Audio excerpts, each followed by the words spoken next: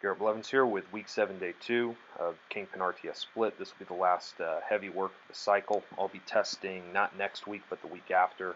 Next week will kind of be a deload, speed, and rep type week.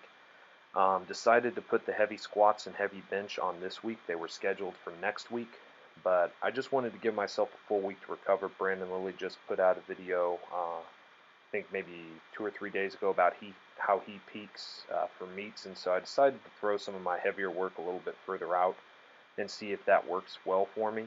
I was okay with my depth on these. I thought maybe I could go a little deeper, but I also didn't stretch out a whole lot, and I'm still a little bit sore from that deadlift earlier in the week.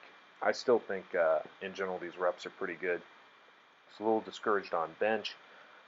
Decided to go for a PR on my last set. You'll see how that goes. Probably was overreaching, especially with that set of 6 on floor press earlier this week. I was still tired and a little sore, but still pretty explosive with some weights that used to be pretty heavy for me, and definitely think that I'm stronger than I've been before.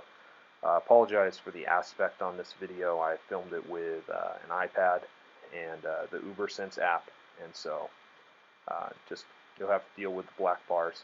That first rep with 440 was pretty good. I shouldn't have gone for a second when I got about halfway up, and then everything went to hell pretty much. But what I did notice is my butt came up when it got hard, so I'll have to think about that as a form issue.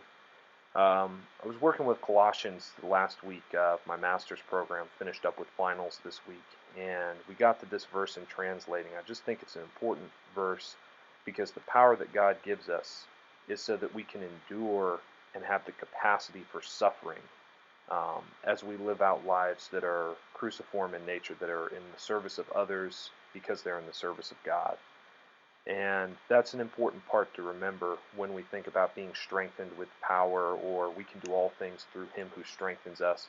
This is really about enduring suffering and doing so with joy.